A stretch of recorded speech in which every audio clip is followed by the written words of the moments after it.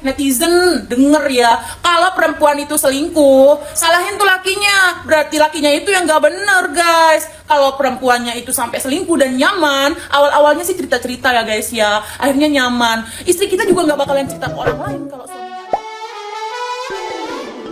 Hola netizen yang tercinta, Paula Verhoeven akhirnya buka suara setelah sidang cerai perdana dengan Baim Wong. Sidang dengan agenda mediasi itu berlangsung di Pengadilan Agama Jakarta Selatan pada Rabu 23 Oktober 2024. Paula berterima kasih atas kehadiran awak media yang datang meliput. Ia lalu meminta doa supaya proses perceraiannya berjalan lancar dan mendapat hasil terbaik. Ia sempat ditanya mengenai proses sidang dan hasil mediasi. Namun Paula memilih bungkam dan hanya melempar senyum. Paula kemudian menjelaskan bahwa semua urusan gugatan cerai talak itu diserahkan kepada pihak kuasa hukum yang mewakili dirinya. Sidang cerai perdana itu memiliki agenda mediasi antara Baim Wong selaku pemohon dan Paula selaku termohon. Dua pihak itu sama-sama datang memenuhi panggilan. Baim Wong resmi mengajukan permohonan cerai terhadap Paula. Permohonan cerai Baim Wong terhadap Paula hadir setelah keduanya menikah hampir 6 tahun dan beberapa bulan setelah pernikahan mereka diterpa kabar miring. Dalam beberapa bulan terakhir, rumah tangga Baim Wong dan Paula sering diisukan retak. Rumor itu mencuat karena netizen yang berbakti menyadari Baim Wong dan Paula semakin jarang terlihat bersama di publik. Nah, gimana nih menurut netizen yang terhormat? Silahkan berkomentar ya. Ya mudah-mudahan aja ini nggak prank ya kan. Jangankan kami, polisi aja lu prank Baim. Kalau ini emang benar ya kita mendoakan yang terbaik buat Paula. Jalan ke depannya, Allah punya rencananya kok masing-masing buat umatnya. Kalau ini sampai prank, mau benar atau mau salah, cowok itu pasti bakal tetap di judge-nya itu salah sih. Makanya dulu itu Desta, Gading itu lebih milih diem. Dan ya emang lebih baik begitu sih. Biarin waktu aja yang bakalan ngejawab semuanya. Nih, kalau menurut aku, kalau memang benar si Paula selingkuh, nih dengerin ya. Kalian nggak pernah ngaji ya? Kalian nggak pernah dengerin ceramah ya? Kalau kalian denger, fix kalian bisa mikir positif tentang si Paula. Kalau memang si Baim itu emang baik dan royal ke istrinya, ya nggak mungkin lah seorang istri bakal ngebahas ke luar sana sampai dibilang pelit. Karena apa? Lu pada di luar sana nggak bisa tahu dong sifat suami kita masing-masing kayak gimana. Orang tuanya sendiri yang nggak tahu, apalagi kalian netizen yang sok tau banget. Netizen denger ya. Kalau perempuan itu selingkuh, salahin tuh lakinya. Berarti lakinya itu yang gak bener guys. Kalau perempuannya itu sampai selingkuh dan nyaman, awal-awalnya sih cerita-cerita ya guys ya, akhirnya nyaman. Istri kita juga gak bakalan cerita ke orang lain kalau suaminya aja ngedengerin guys. Jadi untuk para cowok, jangan kalian sok-sokan sibuk, gak pernah yang namanya tanyain istri apa kabar dan gimana, uangnya cukup, harga skincare-nya cukup. Lo cuma taunya istri nyapu, beres-beres rumah, jaga anak. Lo bisanya cuma cari uang. Lah ini gue bisa cari uang juga loh guys. Kalian tahu, gue bisa cari uang, gue bisa mandiri, gue itu juga bisa punya anak mandiri, gue itu juga bisa punya anak, gue nggak mandul, gue juga bisa ngurus sekaligus rumah tangga ya. Jadi gue sebenarnya udah nggak butuh cowok sih sebenarnya. Tapi ya mumpung suami gue baik ya, jadinya mana menurut kalian? Ngaji biar tahu aturan rumah tangga tuh kayak gimana.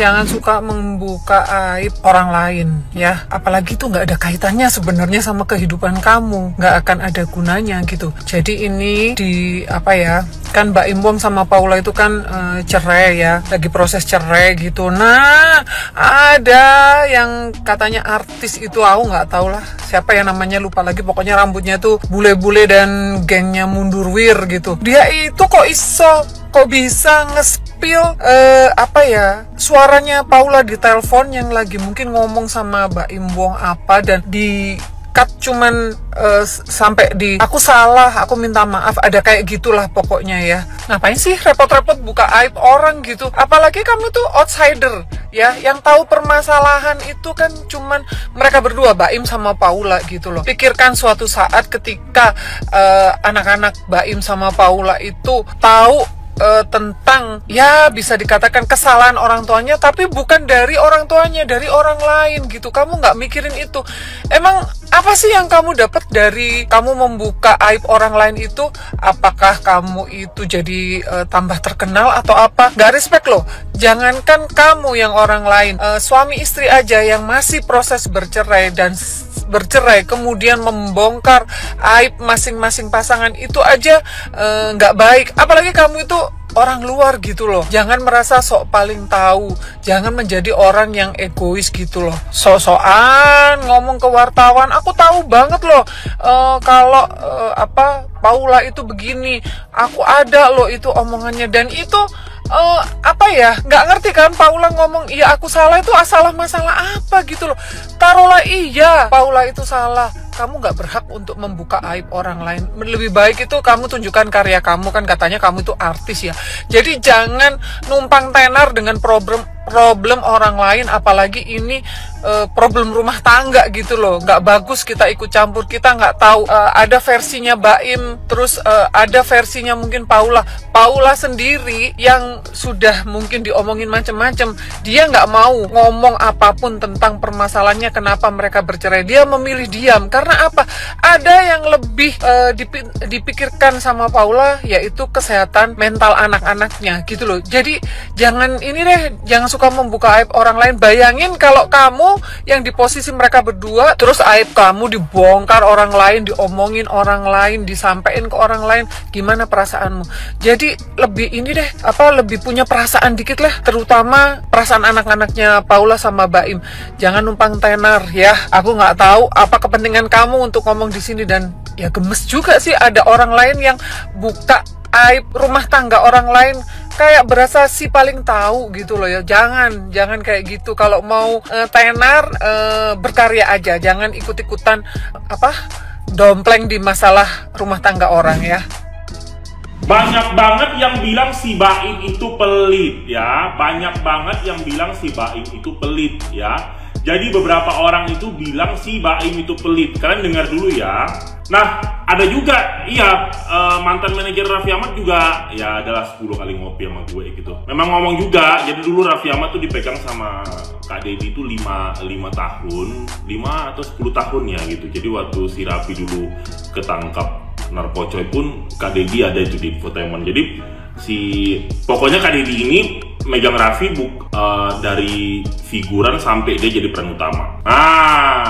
Nah Kak Deddy memang pernah bilang, kalau Baim mah pelit.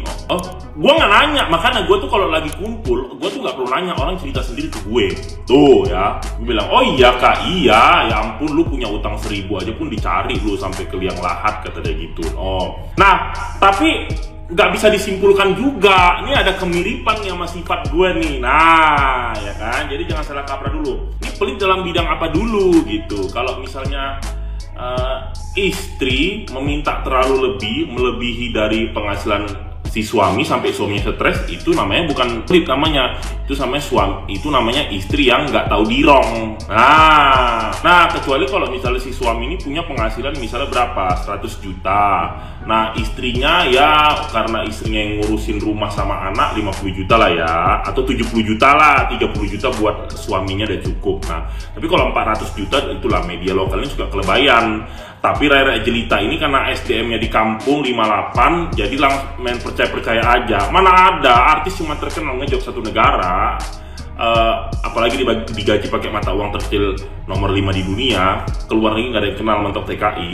Nggak ada guys, sampai ratusan miliar hartanya, itu halu. Masih ada lagi Rara Jelita ini, pasti nanti orang kampung ini susah kalau ngasih IQ 58 ini. Kami ini di Metropolitan otaknya segini, otak dia segini, otak kalian, jadi dikasih tahu susah. Nggak ada. Kalau tuh kan berubah lagi, ada yang bilang 200 juta, 400 juta, hoax. Ada yang bilang 3 triliun, besok 600 miliar. Ada yang bilang rumahnya 100M tiba-tiba disanggah sama orang yang punya. Ada lagi harta 200 miliar katanya kemarin. Apaan tuh? Ngajuin pinjaman sama temen gue 100 juta tuh ada, nggak usah gue sebut namanya siapa. Sebentar 271 triliun, sebentar lagi 300 triliun. mentok-mentok cuma dapat 450 miliar dibagi-bagi ke 20 orang. Tuh hoax, melebay-lebaykan supaya banyak pembaca aja media lokal ini. Kalau Baim ngasih 400 juta per bulan sama istrinya, kerjanya nggak jual HP di TikTok, punya PT dipamerin, ada tambang, batu bara, sawit. Nah iya, Baim itu kayak gue, perhitungan, kalau nggak penting nggak mau ngeluarin. Bagus dong berarti.